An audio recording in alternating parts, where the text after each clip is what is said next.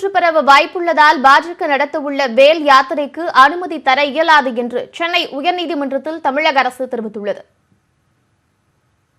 வெள்ளிக்கிழமை திருத்தணியில் தொடங்கி டிசம்பர் 6ஆம் தேதி திருச்செந்தூர் வரை வேல் யாத்திரை நடத்த பாஜக திட்டமிட்டிருந்தது. இதற்கு தடை கேட்டு பத்திரிகையாளர் ஒருவரும் சமூக ஆர்வலர் ஒருவரும் சென்னை உயர்நீதிமன்றத்தில் வழக்கு தொடுத்தனர். அதில் ஏற்கனவே கொரோனா 2வது அலை பரவ வாய்ப்பு இருப்பதாக எச்சரிக்கை விடுக்கப்பட்டுள்ள சூழலில் வேல் யாத்திரையால் தொற்று பரவும் என குறிப்பிடப்பட்டது. இந்த வழக்கு தலைமை நீதிபதி AP சாஹி மற்றும் செந்தில்குமார் ராமமூர்த்தி அமர்வில் விசாரணைக்கு வந்தது.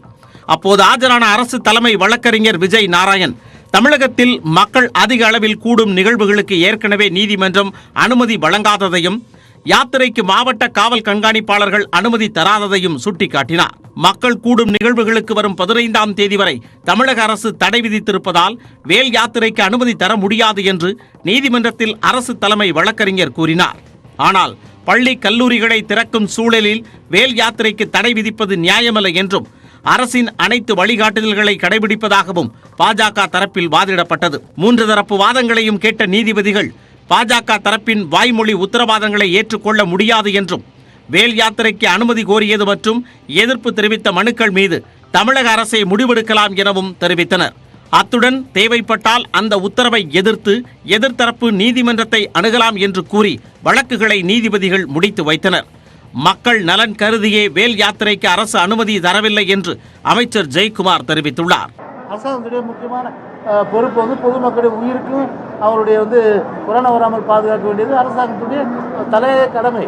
எனவே அந்த கடமையை உணர்ந்துதான் இந்த நேரத்தில் அது தேவையில்லை என்பதை நாங்கள் வலியுறுத்தியிருக்கிறோம்.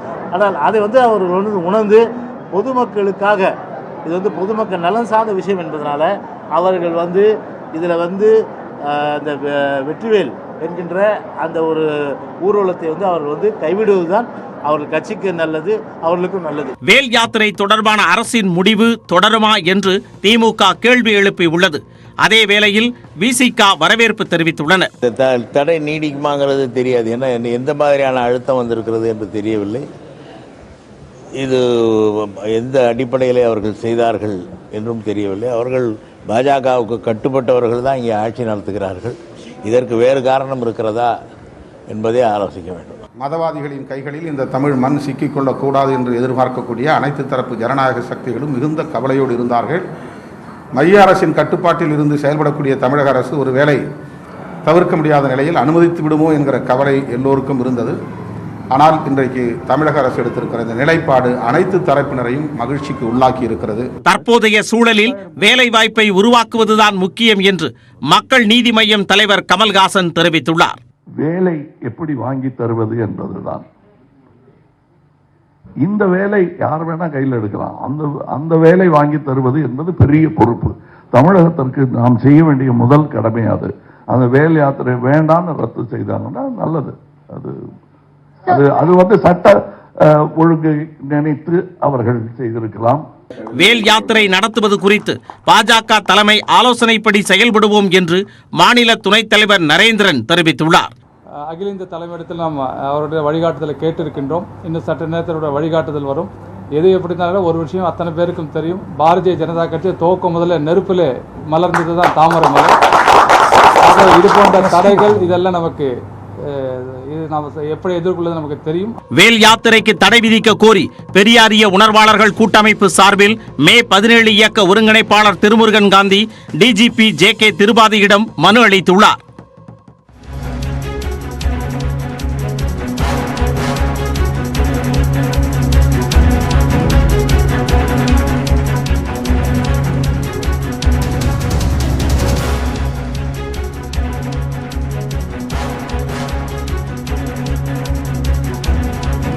திருத்தணியிலிருந்து வேல் யாத்திரை தொடங்க அனுமதி இல்லை என்று மாவட்ட காவல்துறை தற்பொழுது தெரிவித்திருக்கிறது. திருத்தணியிலிருந்து வேல் யாத்திரை தொடங்கும் என்று ஏற்கனவே பாஜக அறிவித்திருந்தது. இந்நிலையில் வேல் யாத்திரைக்கு அனுமதி மறுக்கப்பட்டிருக்கிறது. கூடுதல் விவரங்களை தருவதற்காக துறை ஆசிரியர் மகாலிங்கம் நம்முடைய இணைப்பில் இருக்கிறார். அவரிடம் பேசலாம். வணக்கம் மகாலிங்கம், இது குறித்து விவரம். திருத்தணியில் தமிழக பாஜக திட்டமிட்டபடி வேல் யாத்திரை தொடங்குவதில் தற்பொழுது கடுமையான எதிர்ப்பு நிலவுகிறது. நீதிமன்ற உத்தரவின்படி பாரதிய ஜனதா கட்சியின் நிர்வாகி ராஜ்குமார் அவர் விண்ணப்பத்தை நிராகரித்திருப்பதாக திருவள்ளூர் மாவட்ட போலீசார் தற்பொழுது அதிகாரப்பூர்வமாக தெரிவித்திருக்கிறார்கள். குறிப்பாக கொரோனா தொற்று பரவல் காரணமாகவும் சென்னை உயர்நீதிமன்ற ஆணையின் அடிப்படையிலும் அனுமதி மறுக்கப்பட்டிருப்பதாக திருவள்ளூர் மாவட்ட போலீசார் தற்பொழுது கடிதம் ஒன்றில் பதில் கடிதம் ஒன்று அனுப்பியிருக்கிறார்கள். விண்ணப்பத்திற்கு பதில் கடிதம் ஒன்று அனுப்பியிருக்கிறார்கள். அந்த கடிதத்தில் மிக தெளிவாக சொல்லப்பட்டிருக்கிறது, கொரோனா தொற்று மிக வேகமாக பரவி கொண்டிருக்கிறது. அதே சூழ்நிலையில் இரண்டாவது கட்டுக்குள் இருக்கக்கூடிய கொரோனா மீண்டும் இரண்டாவது முறையாக பரவதற்கான வாய்ப்பு இருப்பதாகவும் பார்க்கப்படுகிறது. எனவே இந்த காரணங்களின் அடிப்படையில் மீண்டும் இது போன்ற மக்கள் கூட்டம் அதிகமாக கூடுவதற்கு அனுமதி என்பது கொடுக்கப்படாது என்று கொரோனா பரவலையும் மனதில் கொண்டு, அதே போல சென்னை உயர்நீதிமன்றத்தின் ஆணையின் அடிப்படையிலும் இந்த வெற்றிவேல் யாத்திரை உள்ளிட்ட நிகழ்ச்சிகளை நடத்துவதற்கான கோரிக்கை நிராகரிக்கப்படுவதாக திருவள்ளூர் மாவட்ட காவல் கண்காணிப்பாளர் தற்பொழுது அதிகாரப்பூர்வமாக ஒரு பதில் கடிதம் ஒன்று அனுப்பியிருக்கிறார்.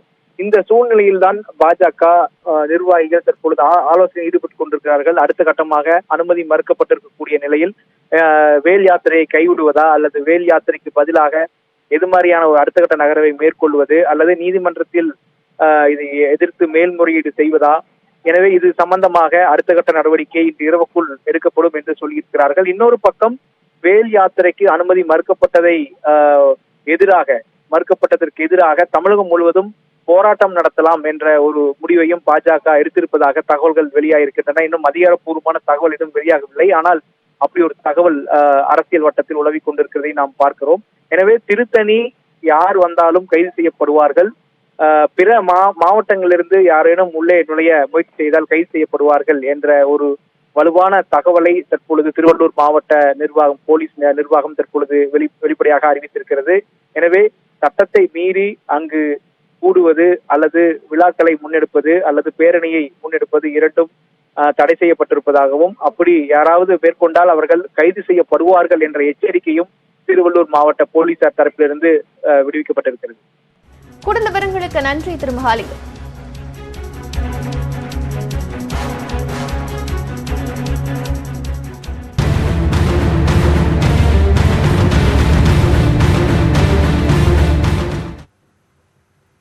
வேல் யாத்திரை விவகாரத்தில் தமிழக அரசு எடுத்துள்ள நிலைப்பாட்டால் அதிமுக பாஜக கூட்டணியில் சிக்கல் வருமா?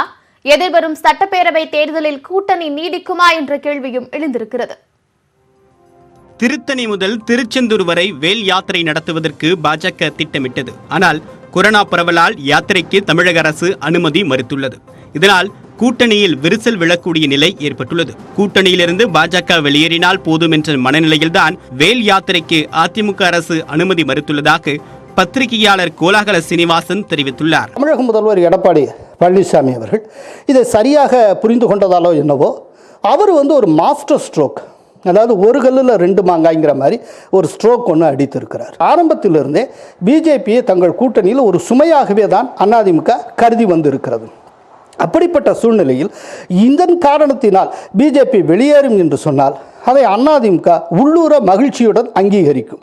எனவே அவர்கள் வெளியே போவது என்று வந்தாலும் அது அதிமுகவுக்கு லாபம், அல்லது கூடவே இருப்பது என்று முடிவு செய்தாலும் பேரம் பேசும் திறனை குறைத்தது ஆகிவிடும். ஆனால் மக்களின் பாதுகாப்பு கருதியே வேல் யாத்திரைக்கு அனுமதி மறுத்துள்ளதாக அதிமுக செய்தி தொடர்பாளர் வைகை செல்வன் தெரிவித்துள்ளார். வேல் யாத்திரை தொடர்பாக சட்டப்படி நடவடிக்கை எடுத்தால் அப்போது பதில் சொல்வோம் என்று பாஜக பொதுச் செயலாளர் KT ராகவன் தெரிவித்துள்ளார்.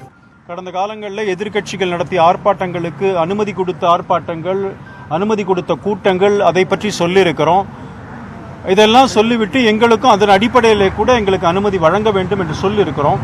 அதனால் இப்போ நீதிமன்றமும் நீங்கள் முடிவு செய்யலான்னு தமிழக அரசுக்கு உத்தரவிட்டதன் காரணமாக தமிழக அரசுகிட்ட வந்திருக்கிறோம்.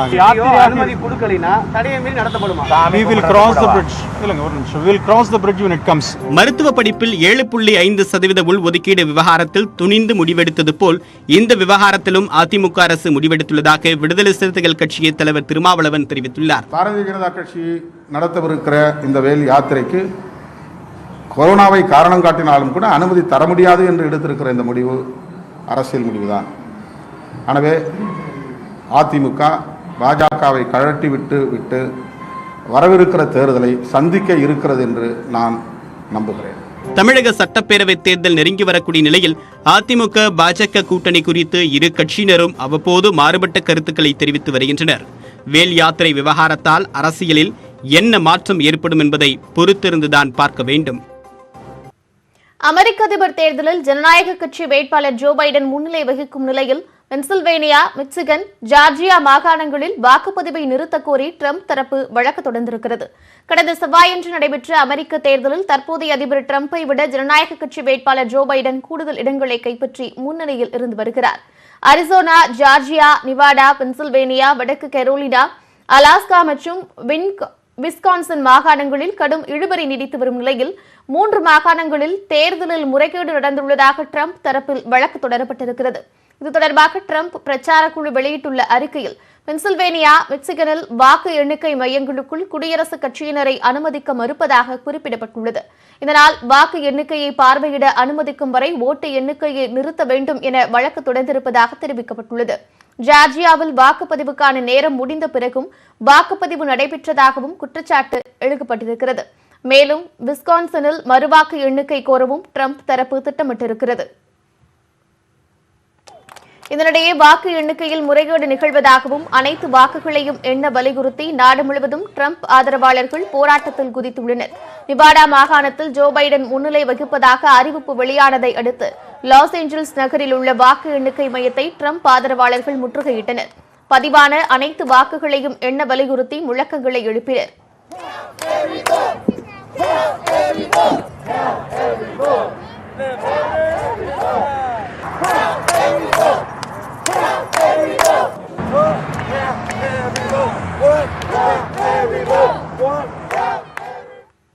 அமெரிக்க தேர்தலில் ஜோ பைடன் 264 வாக்குகள் பெற்று முன்னிலையில் உள்ள நிலையில் அவருக்கு எந்த மாகாணங்கள் வெற்றியை பெற்று தந்தன என்பதை தற்போது பார்க்கலாம்.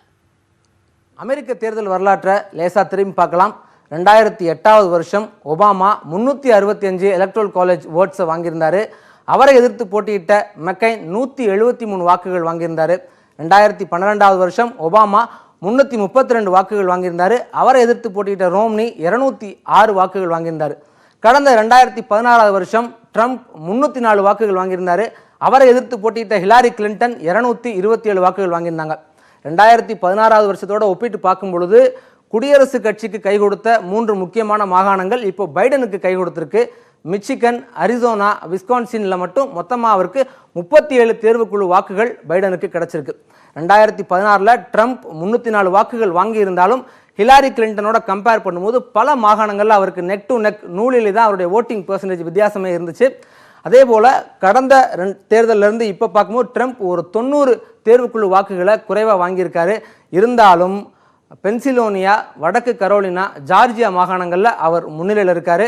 அதே போல் ஜார்ஜியா மாகாணங்களை மட்டும் எடுத்து பார்க்கும்போது இந்த மாகாணத்தில் பைடனுக்கும் ட்ரம்ப்புக்கும் 0.5% தான் வித்தியாசம் இருக்குது. இதே மாதிரி நெவாடா மாநிலத்தை எடுத்து பார்த்தோம் அப்படின்னா அங்கே பைடன் முன்னிலையில் இருக்கார். அந்த மாகாணத்தில் இன்னும் சில வாக்குகள் தான் எண்ணப்பட வேண்டியிருக்கு. எண்ணப்பட்டு முடிந்தால் அங்கே வென்றா பைடன் தான் அடுத்த அமெரிக்க அதிபராக இருப்பார். ட்ரம்ப்பை பொறுத்த வரைக்கும் அவருடைய முடிவுகள் வராத 4 மாகாணங்களில் அவர் முன்னிலையில் இருக்கார். அங்கே அவர் வெற்றி பெற்று ஆக வேண்டிய கட்டாயத்தில் இருக்கார். எப்படி வெற்றி பெற்றாலும் அவரால் அதிபர் ஆவதற்கு தேவையான வாக்குகளை நெருங்க முடியாது. அதே சமயம் பைடன் அதிபர் ஆவதற்கு தேவையான 270 வாக்குகளை நெருங்கிட்டார்.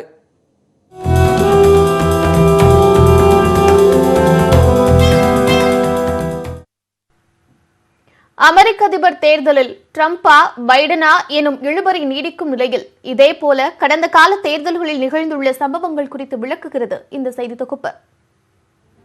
அமெரிக்க அதிபர் தேர்தலில் 2000ஆம் ஆண்டில் ஜனநாயக கட்சியின் சார்பில் அல் கோரும் குடியரசுக் கட்சியின் சார்பில் ஜார்ஜ் புஷும் போட்டியிட்டனர். புளோரிடா மாகாணத்தில் 537 வாக்குகள் வித்தியாசத்தில் அல் கோர் தோல்வியடைந்தார். புளோரிடாவின் 25 தேர்வுக்குழு வாக்குகளே அதிபரை தேர்ந்தெடுக்கும் துருப்புச் சீட்டாக இருந்தன.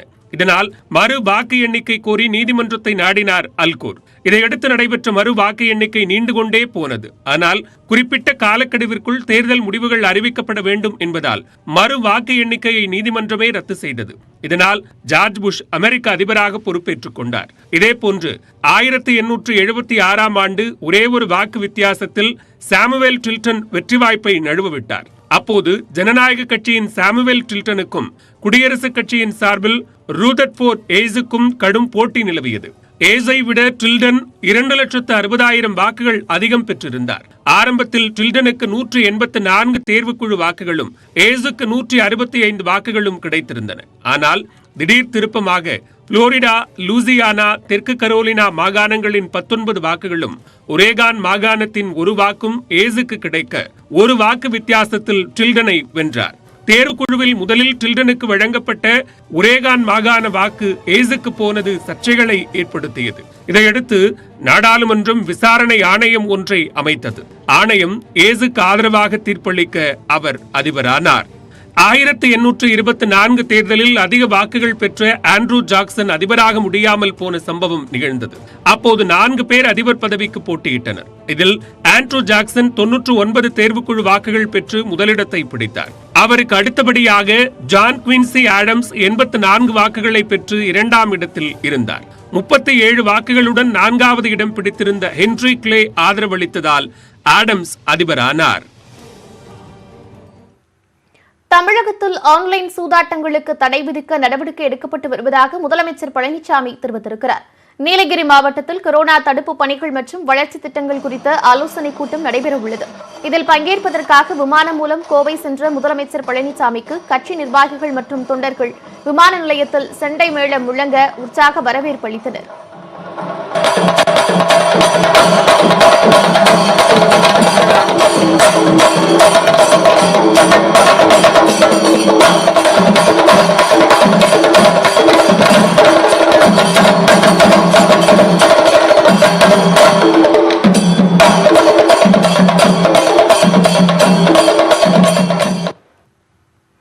இதனைத் தொடர்ந்து விமான நிலையத்தில் செய்தியாளர்களை சந்தித்த முதலமைச்சர் பழனிசாமி தமிழகத்தில் ஆன்லைன் சூதாட்டங்களுக்கு தடை விதிக்க நடவடிக்கை எடுக்கப்பட்டு வருவதாக தெரிவித்தார். அரசுக்கு கோரிக்கைகள் வந்து கொண்டிருக்கின்றன. இந்த இணையவெளி ரம்மி சூதாட்ட விளையாட்டினால் பல பேர் தற்கொலைக்கு உள்ளாகியிருக்கின்றார்கள். அரசு இதை கவனத்தில் எடுத்துக்கொண்டு இதை தடை செய்வதற்குண்டான நடவடிக்கை மேற்கொள்ள இருக்கின்றது. தொடர்ந்து விரைவுச் செய்திகளை பார்க்கலாம். டெல்லி அருகே கிரேட்டர் நொய்டாவில் வியாபாரியிடம் இளநீர் வாங்கிக் கொண்டிருந்த பெண்ணிடம் இருவர் நகையை பறித்துச் செல்லும் கண்காணிப்பு கேமரா காட்சிகள் வெளியாகியுள்ளன. இருசக்கர வாகனத்தில் வந்த இருவரில் ஒருவர் பெண்ணின் கழுத்தில் கிடந்த நகையை பறித்துவிட்டு தப்ப முயன்றார். அதில் ஒரு பகுதி கீழே விழுந்த நிலையில் மீண்டும் ஓடி வந்து அதை எடுத்துக்கொண்டு தனது நண்பருடன் தப்பினார். திருடர்கள் அடையாளம் காணப்பட்டுள்ளதாகவும் விரைவில் பிடிபடுவார்கள் என்றும் காவல்துறையினர் தெரிவித்துள்ளனர். டெல்லியில் காற்றின் தரம் மிக அபாயகரமான அளவை எட்டியுள்ளது. சாராய் காலைகான் என்ற இடத்தில் அடர்ந்த பனிப்படலம் போல காற்று மாசு இருந்ததால் எதிரே வரும் வாகனங்கள் தெரியாத அளவில் இருந்தது. இதனால் வாகன ஓட்டிகள் அவதிப்பட்டனர். காற்றின் தரக்குறியீடு அளவு 458 என்ற அபாயகரமான அளவில் இருந்தது. பஞ்சாப் மற்றும் ஹரியானாவில் உள்ள வயல்வெளிகளில் பயிர்களின் தாளடிகள் கொளுத்தும் அளவு குறைந்துள்ளது. எனினும் காற்றின் தரம் நாளுக்கு நாள் டெல்லியில் மோசமடைந்து வருகிறது. நீர்நிலைகளும் கடுமையாக பாதிக்கப்பட்டுள்ளன. தெலங்கானாவில் உயிருக்கு போராடிய நபருடன் சென்ற ஆம்புலன்ஸுக்காக 1 கிலோமீட்டர் தூரம் ஓட்டமாக ஓடியே வழி ஏற்படுத்திய போக்குவரத்து காவலருக்கு பாராட்டுகள் குவிந்து வருகின்றன. ஹைதராபாத்தில் உள்ள அபிட் சாலையில் திங்கட்கிழமை மாலை கடும் போக்குவரத்து நெரிசல் ஏற்பட்டது.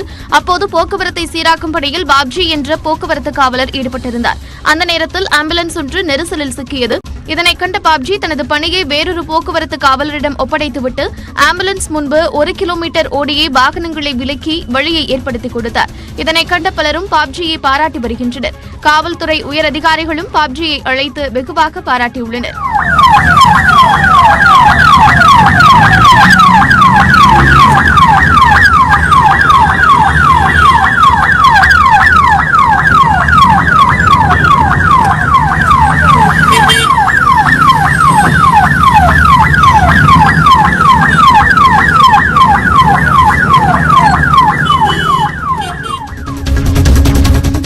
PSLV-C 49 ராக்கெட் வரும் 7ஆம் தேதி விண்ணில் செலுத்தப்படும் என இஸ்ரோ அறிவித்துள்ளது. புவி கண்காணிப்பு, விவசாயம், பேரிடர் மேலாண்மை, காடுகள் ஆராய்ச்சி மேற்கொள்ளும் EOS-1 செயற்கைக்கோள் உட்பட வணிக ரீதியிலான 9 பன்னாட்டு செயற்கைக்கோள்கள் இந்த ராக்கெட் மூலமாக விண்ணில் ஏவப்பட உள்ளது. ஸ்ரீஹரிகோட்டாவில் உள்ள சதீஷ் தவான் விண்வெளி ஆய்வு மையத்தில் இருந்து வரும் 7ஆம் தேதி மாலை 3 மணி அளவில் ராக்கெட் ஏவப்படும் என்றும் கொரோனா பெருந்தொற்று பரவல் காரணமாக பார்வையாளர்களுக்கு அனுமதி இல்லை என்றும் இஸ்ரோ தெரிவித்துள்ளது. தலைமைச் செயலகத்தில் வருவாய்த்துறை, தொழிலாளர் நலத்துறை மற்றும் சமூக நலத்துறை சார்பில் பல்வேறு திட்டங்களை முதலமைச்சர் எடப்பாடி பழனிசாமி துவக்கி வைத்தார். காணொலி காட்சி வாயிலாக நடைபெற்ற இந்நிகழ்வில் வருவாய்த்துறை சார்பில் 4.76 கோடி ரூபாய் மதிப்பில் சென்னை மற்றும் பெரம்பலூரில் கட்டப்பட்டுள்ள வருவாய் வட்டாட்சியர் அலுவலகம் மற்றும் குடியிருப்பு கட்டடங்களை திறந்து வைத்தார். தொழிலாளர் நலத்துறை சார்பில் சென்னை மற்றும் காஞ்சிபுரத்தில் அமைக்கப்பட்டுள்ள திறன் மேம்பாட்டு மையங்களை திறந்து வைத்தார். மேலும் வாணியம்பாடியில் 20 கோடி ரூபாய் மதிப்பில் தோல் பதனிடும் தொழிலை மேம்படுத்தும் வகையில் பல்நோக்கு திறன் மேம்பாட்டு மையம் அமைக்க புரிந்துணர்வு ஒப்பந்தம் கையெழுத்தானது. சமூக நலத்துறை சார்பில் மதுரை சத்யா அம்மையார் அரசு குழந்தைகள் காப்பகத்திற்கு 5 கோடி ரூபாய் மதிப்பில் வகுப்பறை உள்ளிட்ட கட்டமைப்பு வசதிகளை துவக்கி வைத்தார். இந்த நிகழ்வில் அமைச்சர் உதயகுமார், பெஞ்சமின், சரோஜா, நிலோஃபர் கபில் மற்றும் அதிகாரிகள் பங்கேற்றனர். பேரறிவாளன் உள்ளிட்ட 7 பேரை விடுதலை செய்ய உத்தரவிட வேண்டும் என ஆளுநர் பன்வாரிலாலுக்கு எதிர்க்கட்சித் தலைவர் மு க ஸ்டாலின் கடிதம் எழுதியுள்ளார். சிறையில் ஆயுள் தண்டனை அனுபவித்து வரும் 7 பேரையும் விடுவிக்க அமைச்சரவை நிறைவேற்றிய தீர்மானத்தின் மீது முடிவெடுக்காமல் 2 ஆண்டுகளாக நிலுவையில் வைத்துள்ளதை ஸ்டாலின் சுட்டிக்காட்டியுள்ளார். அது சட்டத்தின் ஆட்சி மாநிலத்தில் நடைபெறவில்லையோ என்ற தோற்றத்தை ஏற்படுத்துவதாக அவர் கூறியுள்ளார். அந்த தோற்றத்தை நீக்க 7 பேருக்கும் ஆயுள் தண்டனையை குறைத்து உடனடியாக விடுதலை செய்ய உத்தரவு பிறப்பிக்குமாறு ஆளுநரை மு க ஸ்டாலின் கேட்டுக் கொண்டுள்ளார். ஆளுநருக்கு எழுதிய கடிதத்தின் நகலை மத்திய உள்துறை அமைச்சர் அமித்ஷாவுக்கும் மு க ஸ்டாலின் அனுப்பியுள்ளார். மதுரை மாவட்டம் திருமங்கலம் அருகே சமூக ஒற்றுமையை வெளிப்படுத்தும் விதமாக சப்பர திருவிழா வெகு விமரிசையாக நடைபெற்றது. ஆந்திர மாநிலம் பெல்லாரியில் இருந்து 600 ஆண்டுகளுக்கு முன்பு 6 பெண் குழந்தைகளுடன் வந்த மூதாட்டிக்கு அடைக்கலம் கொடுத்த பிறகு டி-கல்லுப்பட்டி சுற்றுவட்டார கிராமங்களில் பசி பட்டினி நீங்கியதாகவும் ஒரு கட்டத்தில் 6 பெண்களும் மறைந்து விட்டதாகவும் மக்களால் நம்பப்படுகிறது.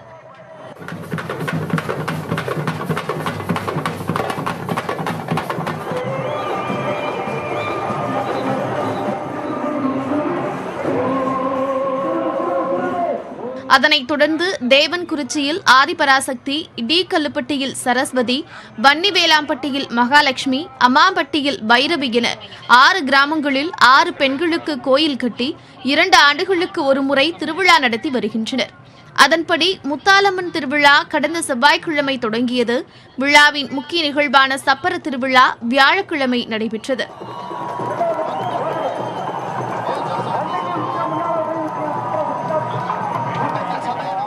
தேவன்குறிச்சி, காடநேரி, கிளாங்குளம் என 6 ஊர் மக்களும் மூங்கிலால் ஆன 45 அடி உயர சப்பரங்களை தலைச்சுமையாக எடுத்து சென்றனர். அப்போது மேளதாளங்கள் முழங்க ஆண்களும் பெண்களும் உற்சாக வெள்ளத்தில் சுமார் 2 கிலோமீட்டர் தூரத்தில் உள்ள அம்மாப்பட்டிக்கு சென்றனர்.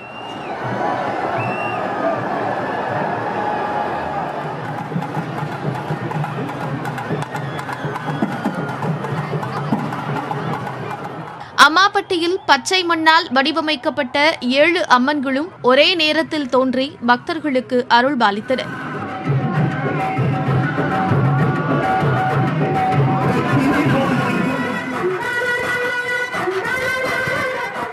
அதனைத் தொடர்ந்து ஒவ்வொரு கிராமத்தினரும் தங்கள் ஊர் அம்மன்களை பெற்றுக்கொண்டு அவரவர் கிராமத்திற்கு திரும்பினர். அதன்பின் சப்பரங்களும் ஊர் திரும்பினர். இறுதியாக மாவிளக்கு, முளைப்பாரி நிகழ்வுகளுடன் அம்மனுக்கு பூஜைகள் நடத்தப்பட்டன.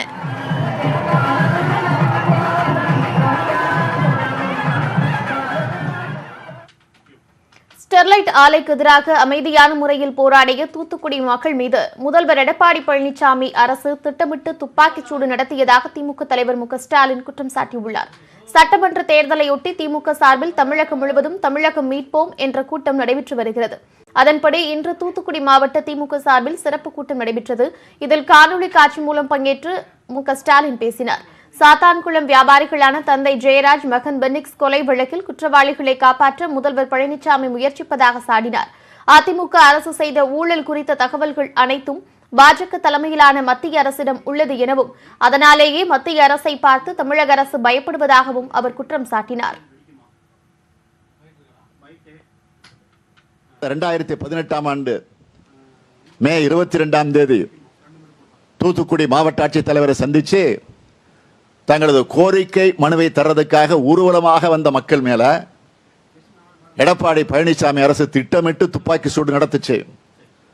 அன்றைய தினம் மாவட்ட ஆட்சித்தலைவர் தன்னுடைய அலுவலகத்தில் இருந்து அந்த மனுவை வாங்கியிருந்தா இந்த பிரச்சனையே வந்திருக்காது. அவரை வேண்டுமென்றே வெளியூருக்கு போக வச்சுட்டு தூத்துக்குடி மக்களை பழிவாங்குறதுக்காக துப்பாக்கி சூடு நடத்துச்சு இந்த அதிமுக அரசாங்கம். மூன்றாவது அணி அமைந்து விட்டதாக கூறியுள்ள மக்கள் நீதி மய்யம் தலைவர் கமல்ஹாசன் சட்டமன்ற தேர்தலில் தான் போட்டியிடப் போவதாக அறிவித்துள்ளார்.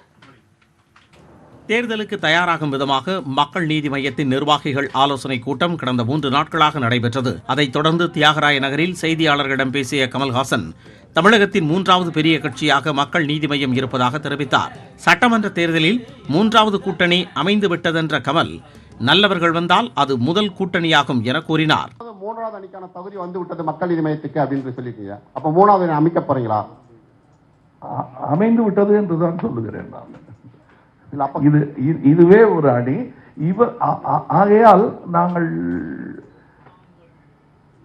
கூட்டணி வைப்பது என்பது நல்லவர்களின் கூட்டணியாக இருக்கும். அது பாஜக கூட்டமைக்க நல்லவர்களுடன் சொல்லியிருக்கேன். அப்ப பாஜக நல்லவர்கள் நீங்க நல்லவர்கள் எல்லா கட்சியிலையும் இருக்காங்கன்னு சொல்லியிருக்கேன். அவங்கெல்லாம் இங்கே வந்திருக்காங்கிறத சொல்லியிருக்கேன். கட்சிகளுடன் கூட்டணி என்பதை இந்த நேரத்தில் இவ்வளவு அவசரமாக சொல்ல வேண்டிய அவசியம் இல்லை. ரஜினி அரசியல் கட்சி தொடங்குவது பற்றிய கேள்விக்கு அவர் உடல்நிலையை கவனத்தில் கொள்ள வேண்டியது அவசியம் என கமல்ஹாசன் தெரிவித்தார்.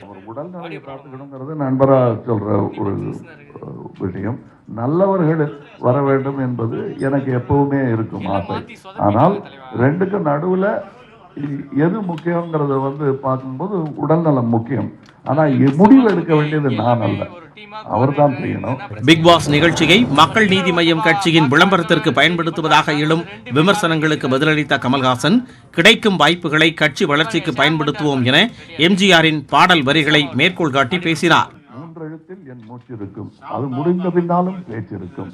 அதை பத்தி கேட்காத நாட்கள் இதை பத்தி ஏன் கேட்குறீங்கன்னு தான் கேள்வி. மேடையில் முழங்கும் அறிஞர் அண்ணா போல் நல்ல நல்ல பிள்ளைகளை நம்பி இந்த நாடே இருக்குது தம்பின்னு அவரை கேட்காத கேள்வியை என்னை கேட்கிறீர்கள். ஒரு கட்சியுடைய மேனிபெஸ்டோவையே நான் ஆணையிட்டால் அது நடந்து விட்டால் இனி ஏழைகள் வேதனை படமாட்டார் மேனிபெஸ்டோ மாதிரி ஒரு படத்துல சொல்றாரு. நாகிரெட்டியார் அதன் தயாரிப்பாளர், எம்ஜிஆர் பிக்சர்ஸ் எடுத்த படம் இல்ல அது. ஆக எங்களுக்கு வாய்ப்பு கிடைக்கும் போதெல்லாம் நாங்கள் அதை சொல்லுவோம். மனுஸ்மிருதி புழக்கத்தில் இல்லை என்பதால் அதனை பற்றி பேச வேண்டிய அவசியம் இல்லை என்றார். கண்டிப்பாக சட்டப்பேரவையில் மக்கள் நீதி மய்யத்தின் குரல் ஒலிக்கும் என்றும் கமல் தெரிவித்தார். தீபாவளி பண்டிகைக்கு பட்டாசு விற்பனை செய்ய விதித்துள்ள தடையை மறுபரிசீலனை செய்ய கோரி ஒடிஷா மற்றும் ராஜஸ்தான் முதலமைச்சர்களுக்கு தமிழக முதலமைச்சர் பழனிசாமி கடிதம் எழுதியுள்ளார். சுற்றுச்சூழல் பாதுகாப்பு மற்றும் கொரோனா நோயாளிகளை கருத்தில் கொண்டு தீபாவளி பண்டிகைக்கு பட்டாசு விற்கவும் வெடிக்கவும் தடை விதிப்பதாக ராஜஸ்தான் மற்றும் ஒடிஷா மாநில அரசுகள் அறிவித்துள்ளன. இந்நிலையில் இரு மாநில முதலமைச்சர்களுக்கும் தமிழக முதலமைச்சர் பழனிசாமி கடிதம் ஒன்றை எழுதியுள்ளார். அதில் நாட்டின் மொத்த பட்டாசு உற்பத்தியில் 90 விழுக்காடு தமிழகத்திலிருந்து உற்பத்தி செய்யப்படுவதாக தெரிவித்துள்ள அவர், தீபாவளி பண்டிகை பட்டாசு விற்பனையை நம்பி சுமார் 8 லட்சம் குடும்பங்களின் வாழ்வாதாரம் உள்ளதாக தெரிவித்துள்ளார். பசுமை பட்டாசுகளால் சுற்றுச்சூழல் மற்றும் கொரோனா நோயாளிகளுக்கு எவ்வித பாதிப்பும் ஏற்படாது என கூறியுள்ளார். இதனால் தங்களது முடிவுகளை மறுபரிசீலனை செய்து பட்டாசு விற்பனைக்கு அனுமதி வழங்க வேண்டும் எனவும் வலியுறுத்தியுள்ளார். தமிழகத்தில் தீபாவளி இன்று காலை 6 மணி முதல் 7 மணி வரையும் இரவு 7 மணி முதல் 8 மணி வரை மட்டுமே பட்டாசு வெடிக்க வேண்டும் என்று தமிழக அரசு தெரிவித்திருக்கிறது. தீபாவளி பண்டிகை வரும் 14ஆம் தேதி கொண்டாடப்படுகிறது. இந்நிலையில் பல்வேறு மாநிலங்கள் பட்டாசு வெடிக்க தடை விதித்திருக்கிறது. சுற்றுச்சூழல் பாதுகாப்பு மற்றும் நோய் தடுப்பு நடவடிக்கையாக ராஜஸ்தான், ஒடிஷா ஆகிய மாநிலங்கள் தீபாவளி பண்டிகை பட்டாசு விற்பனைக்கு தடை விதிக்கப்பட்டிருக்கிறது. மீறி விற்பனை செய்தாலோ வெடித்தாலோ அவர்கள் மீது கடும் நடவடிக்கை எடுக்கப்படும் என்று எச்சரிக்கை விடுக்கப்பட்டிருக்கிறது. மேலும் மேற்குவங்க மாநிலத்தில் பட்டாசு வெடிக்க தடை விதிக்கப்படாத போதிலும் காளி பூஜை மற்றும் தீபாவளி பண்டிகையின் போது பட்டாசுகள் வெடிக்க வேண்டாம் என அம்மாநில அரசு அறிவுறுத்தியுள்ளது. இதேபோல கர்நாடகாவில் பட்டாசு விற்பனைக்கு தடை விதிப்பது குறித்து ஆலோசனை நடத்தி வருவதாக அம்மாநில முதலமைச்சர் எடியூரப்பா தெரிவித்துள்ளார். இந்நிலையில் ஈரோட்டில் செய்தியாளர்களை சந்தித்த சுற்றுச்சூழல் துறை அமைச்சர் KC கருப்பண்ணன் உச்சநீதிமன்ற உத்தரவின்படி 2 மணி நேரம் மட்டுமே பட்டாசு வெடிக்க வேண்டும் என கூறினார். தீபாவளி பட்டாசு வெடிக்கிற டைம் நம்முடைய சுப்ரீம் கோர்ட் முடிவு பண்ணி சொல்லியிருக்காங்க. காலையில் 6 to 7, சாயந்தரம் 7 to 8. அந்த டைம் அதே மாதிரி இந்த ஆண்டு போன ஆண்டு எப்படி கடைபிடித்தார்களோ அதே போல் இந்த ஆண்டு சொல்றது கடைபிடிப்பாங்க.